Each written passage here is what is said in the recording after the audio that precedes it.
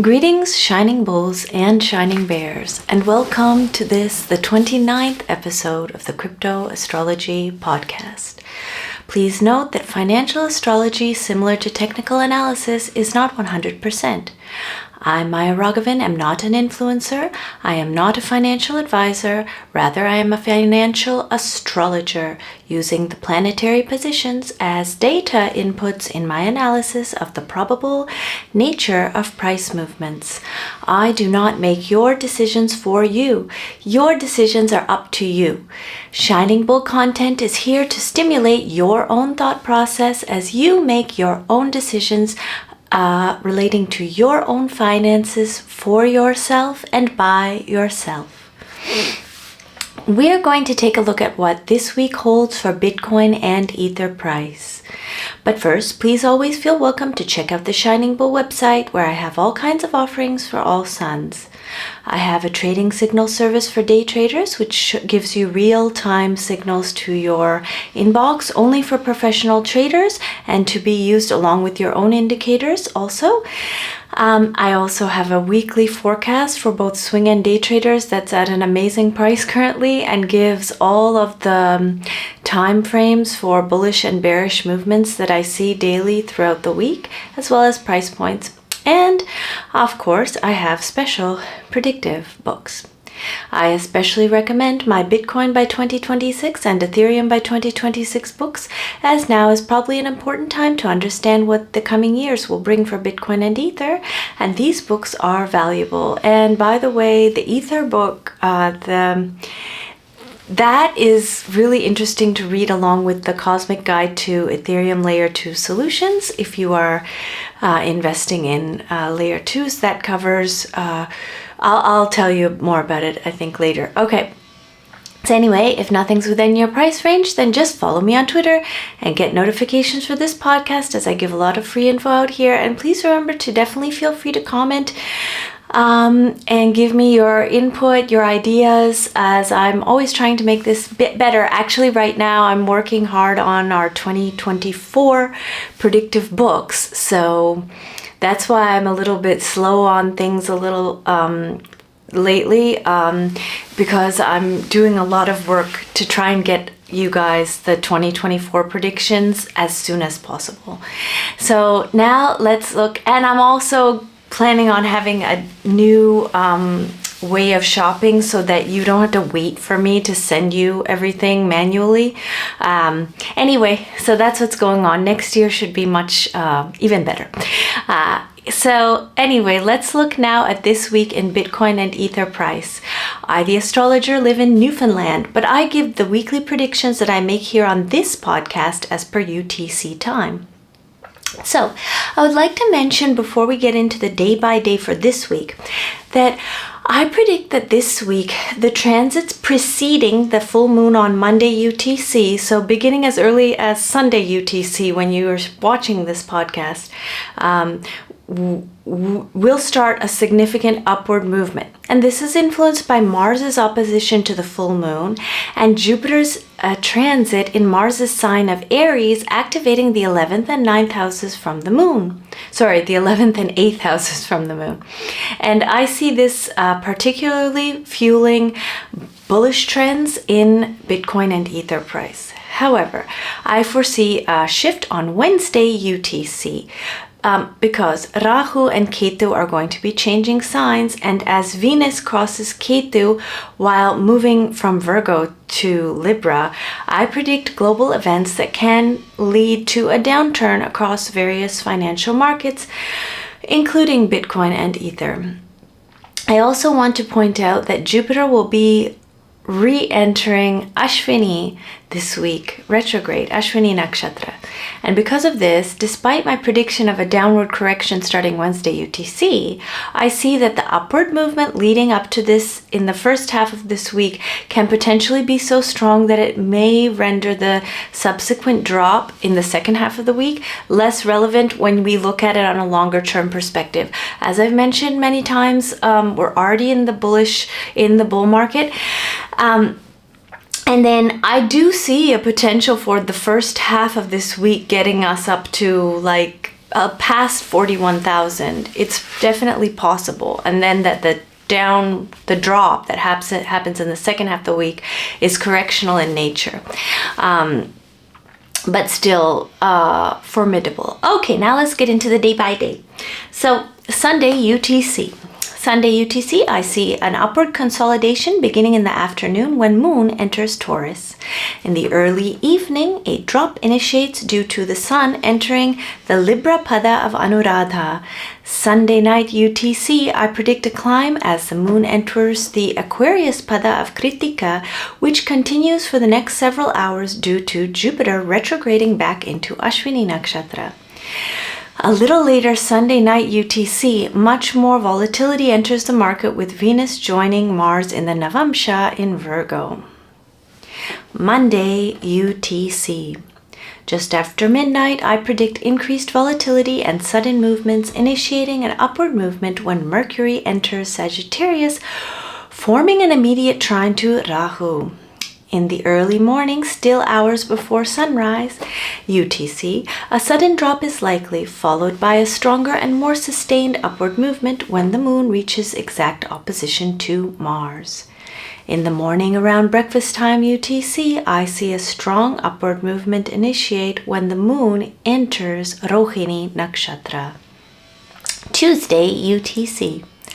In the early afternoon, I see a volatile upward movement initiate when the Moon joins Mars and Venus in the Navamsha. In the evening, a sudden drop initiates with the Moon reaching an exact trine to Venus. At the onset of nighttime UTC, a drop occurs, which is significant when the Moon enters Gemini into opposition to Mercury, shortly preceding true Rahu and true Ketu changing signs. Wednesday UTC. In the early morning, an upward climb begins with the Moon entering into trine to Saturn. Around 9 a.m. UTC, a drop initiates as the Moon reaches an exact trine to Saturn. Early in the afternoon, a climb begins when Moon reaches Mars's cuspal degree, with Mars being sixth from the Moon. At the onset of the evening, something unexpected and significant is likely to happen, affecting all markets negatively as Venus and Ketu reach the same degree. This is another important moment in the week that can be defining for all markets. Wednesday night UTC, a sudden corrective move can initiate as the Moon enters Aquarius in the Navamsha of Ardra, but I see this as only being correctional. Thursday UTC. In the morning, I see a drop across financial markets is likely due to the global news when Mars enters into the Libra Pada of Anuradha.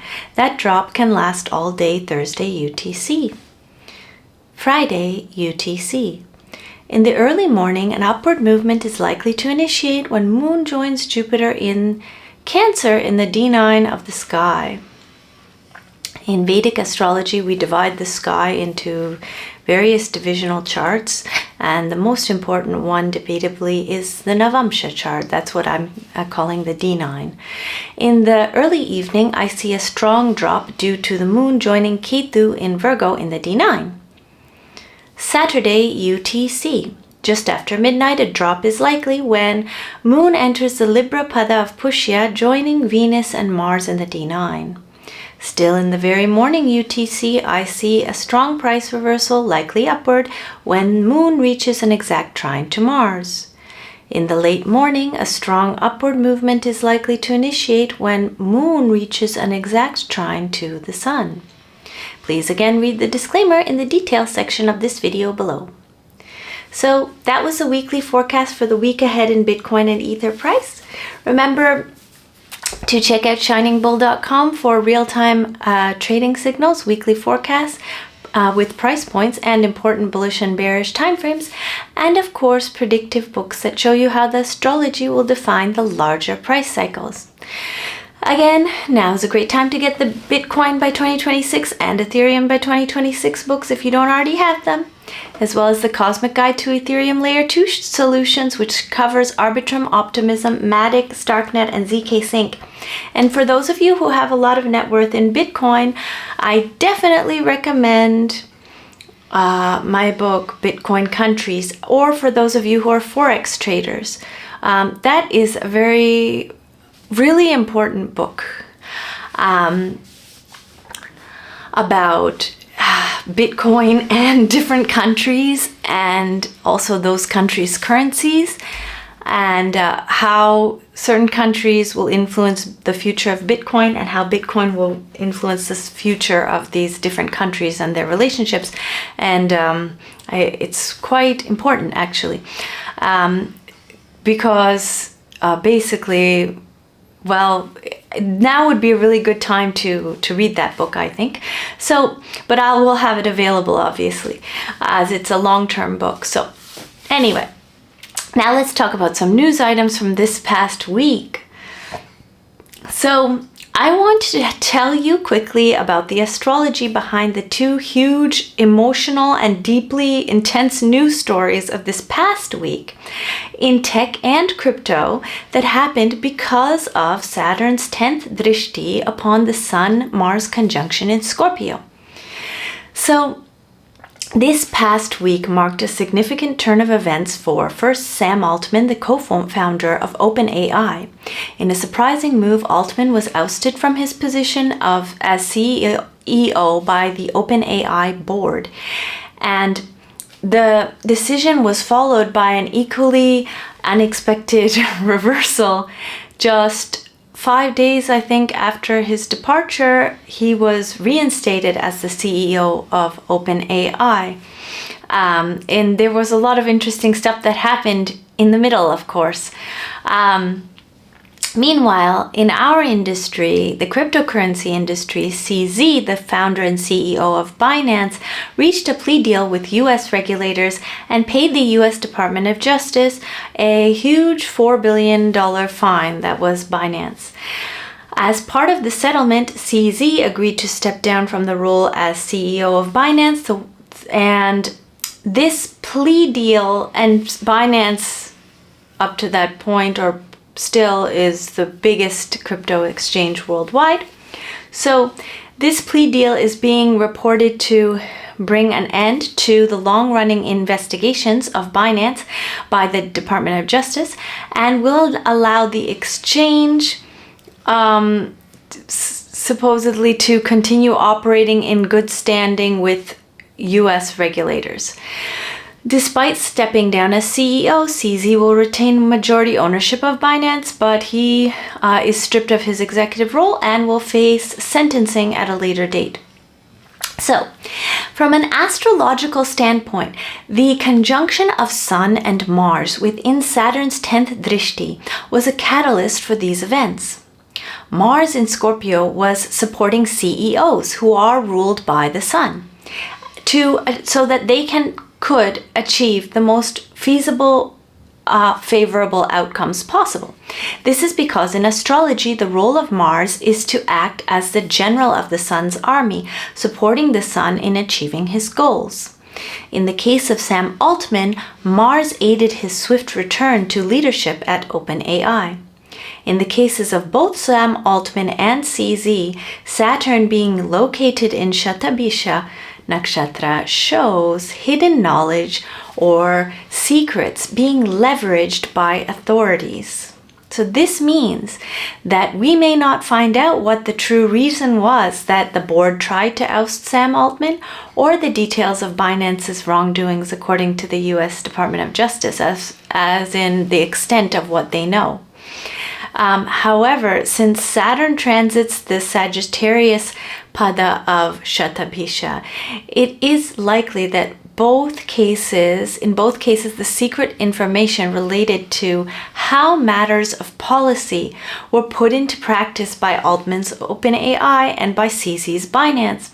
And indeed, there has already been speculation or reporting about the possibility that Altman firstly knew something about ChatGPT, which could be a threat to humanity, and regarding Binance going against US sanctions policies in their operations over the past several years. Furthermore, both OpenAI's board's attempt to do the coup on Altman, and the US government's ability to secure that enormous fine from Binance is due to Saturn being the main influence here over events, because Saturn in Aquarius is concerned for the good of society as a whole. Interestingly, in a book I published a really long time ago at the onset of the last bull run called Altcoins and Astrology, I said specifically regarding Binance, 4th September to 7th November 2023 is a significant turning point for Binance, so they need to make sure everything is ideal within their own organization prior to 4th September. Many of you probably have this book. Many of you have been with me for a long time, I know, and that was a book I put out several years, at the beginning of the last bull market. Anyway, I also made a TikTok a really long time ago saying that Binance should get out of the US and cease all US operations, and I think I made some YouTubes on that too, and that's because of the natal Rahu in Binance's 12th house. I could see that this was being activated and was manifesting as the United States, their manhunt on CZ. Okay, so anyway, I guess that's just to say me touting my correct predictions, but, I actually don't have, a lot of I have my loyal client base, of course, but I hope to keep building the people who access my work so that my messages get out, because as an astrologer, I'm able to see a lot of things, and maybe we're going in a direction in society where more people worldwide will start to pay attention to the astrologer. And perhaps we have already begun that shift. And so I think it would be quite good for society, and especially for powerful people in our society. Traditionally, these people have had their own Vedic astrologer. I don't know about Western astrology, but I'm assuming that in many countries, probably in, I would assume, ancient Greece, ancient Rome, I'm assuming, obviously Egypt, many countries of the world, I'm assuming that their powerful leaders historically have had their own astrologers, and I hope that we're going back in a direction where this becomes accepted, because it's a very important input of information that can be drawn upon. And anyway, that's all for this week, and I will see you next week. Thank you.